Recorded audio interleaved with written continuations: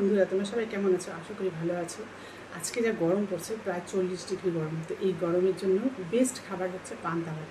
আমি পান্তা ভাত নিয়ে এসেছি। পান্তা ভাত খাওয়া এমনিও খুব উপকার। তার জন্য পান্তা ভাত খাওয়ার জন্য আনছি পেঁয়াজ, দেখতে পাচ্ছ একটা শুকনো লঙ্কা পোড়া, আর আছে লবণ, সর্ষের তেল।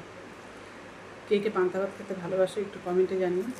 আমি ভালোবাসি, কিন্তু রোজ পান্তা ভাত খাই না। কিন্তু আজকে যা গরম পড়ছে তার জন্য পান্তা ভাত বেস্ট খাবার।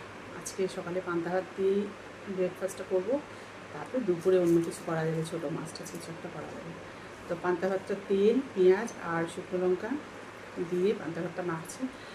অবশ্যই পান্তা ভাতটা 10 থেকে 12 ঘন্টা জলে ভিজিয়ে রাখতে হয়, তাহলে সেটা পান্তা ভাত হয়, সেটা খুব খেতেও খুব স্বাদ হয়। আর এই পান্তা ভাত খাওয়ার জন্য বেস্ট খাবার হচ্ছে, দেখতে পাচ্ছ এটা কি, চাল কুমড়া বড়া। তো চাল কুমড়ার বড়া দিয়ে পান্তা ভাতটা খাবো। পান্তা ভাতে কিন্তু অনেক ইতিহাস সাক্ষী, অনেক গল্প আছে। পান্তা ভাত খেতে অনেকেই প্রচণ্ড ভালোবাসত।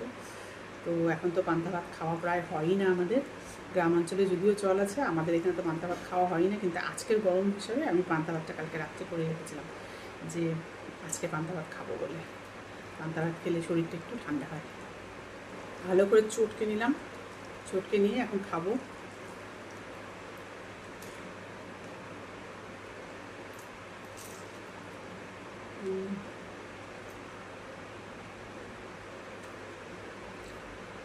প্রচণ্ড গরম, দেখো ঘেমে গেছে একদম, এতটা গরম।